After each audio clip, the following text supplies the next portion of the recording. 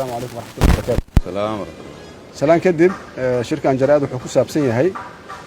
arrin aan siyaasad ahayn oo aad wada ogtihiin oo magaalada Muqdisho muddo ka socotay oo hore aan uga hadalnay ku soo celinay haddana faraha ka baxday oo meeshii ugu xumaad maraysa saad ogtihiin arrintaas waa arrinta dhulboobka magaalada Muqdisho iyo barakacinta oo runtii arrin laga aamusi kara aan ahayn arrin taabanaysa damiirka qof walba oo Soomaaliya dad dhibaataysan oo guryo wanaagsan aan ku jirin hoy fiican aan haysanin nolol fiican aan haysanin aan hubin quutulyoomkooda maalintii meesha uu ka imaanaya mas'uuliyaddii aabba iyo hooyo saaran ay saaran tahay ayaa muddadii la soo dhaafay la barakicinayay oo bannaanka loo xoorayay berihii ugu dambeeyey waa la sii laba jibaaray ama waa la toban jibaaray waxay noqotay arrin aan laga aamusi karin oo runtii qof walba oo damiir la taabanaysa ama gudaha ha joogo ama dibadda ha joogo arrintaas marka ragga halkan taagan iyo dad badan oo kaleba markii laga tashaday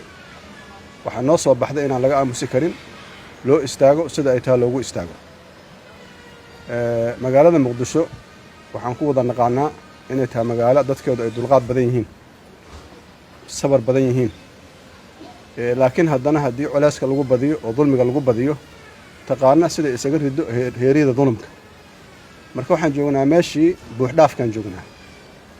waa la socotiin dadaa dhintay dadaa dhaawacmay boqolaal kun ayaa bannaanka taagan oo hoy la'aan ah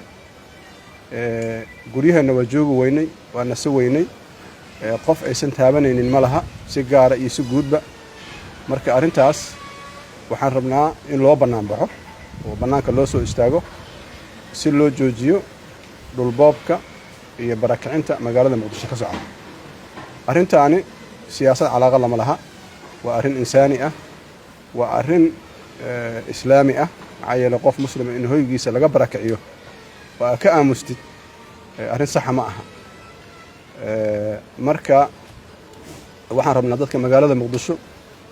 iyo dadka Soomaaliyeed meelay joogaan gaar ahaan dadkii la barakiciyay inay u soo baxaan xuquuqdooda inay qaataan guryahooda ku laabtaan maxaa yeelay sida lagu qaadana si sharciya ma ahayn sida hadda wax ku socdaanna waa